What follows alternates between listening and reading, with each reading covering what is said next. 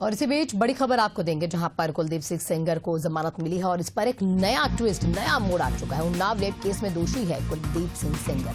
बता दें आपको कि जमानत आदेश के बाद सुप्रीम कोर्ट जाएगी सीबीआई और सीबीआई जल्द दाखिल करेगी विशेष अनुमति याचिका, यानी कि जिसको एसएलपी कहते हैं। दिल्ली हाई कोर्ट ने फिलहाल जमानत दी थी और सीबीआई ने यह भी बोला है कि सजा निलंबन न्याय की भावना के खिलाफ है। फैसलों से गलत संदेश भी जाता है अगर इस तरीके के फैसले आते हैं, तो सीबीआई ने बोला है। सुप्रीम कोर्ट में अब तेजी से उन्नाव रेप केस को लेकर कानूनी लड़ाई लड़ी जाएगी। पूरा मामला भी आप जान लीजिए, कई सालों पहले 12 साल लगभग बताए जा रहे हैं, जब उन्नाव रेप पीड़िता ने बीजेपी के बड़े लीडर के खिलाफ जो एक कहीं ना कहीं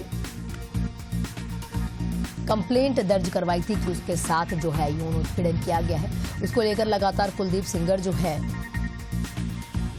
कार्रवाई के तहत कभी जेल में बंद थे, कभी बाहर आए। लेकिन अब जैसे ही हाई कोर्ट ने उन्हें जमानत दी, उसके बाद जो रेप पीड़िता है वो थाने के बाहर बैठकर, सड़कों पे बाहर बैठकर प्रोटेस्ट करने लगती है। लेकिन जब उसके हाथ कुछ नहीं लगता, क्योंकि तस्वीरें ऐसी कई सोशल मीडिया पर वायरल हुई जिसमें प्रशासन जो है उस रेप पीड़िता को उठाकर साइड करता हुआ या उस रेप पीड़िता को बाहर निकालता हुआ नजर आता है।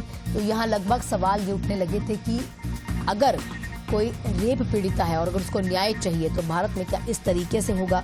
और उसके बाद लगातार जो है विपक्ष का सहयोग भी महिला को मिलने लगा और दिल्ली हाईकोर्ट ने इसी बीच जमानत दे दी।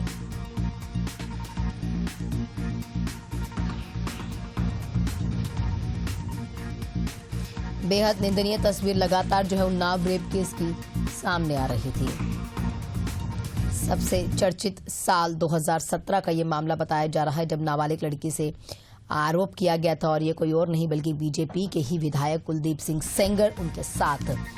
बताया जा रहा है कि इस तरीके के दुष्कर्म करते हैं। सहयोगी अनिकेत मेरे साथ जुड़ चुके हैं तमाम जानकारियों के साथ। अनिकेत, अभी क्या अपडेट है, क्योंकि अगर जमानत मिली थी तो उसके बाद ये भी तस्वीर कहीं ना कहीं सामने आई थी कि जो पीड़िता है वो जगह जगह बैठकर प्रदर्शन कर रही थी। अगर बात करें तो कुलदीप सिंह सेंगर के मामले की, तो जिस तरह से दिल्ली हाईकोर्ट ने उनकी जो उम्र कैद की सजा निलंबन की थी, उसके बाद में जो पीड़िता थी वो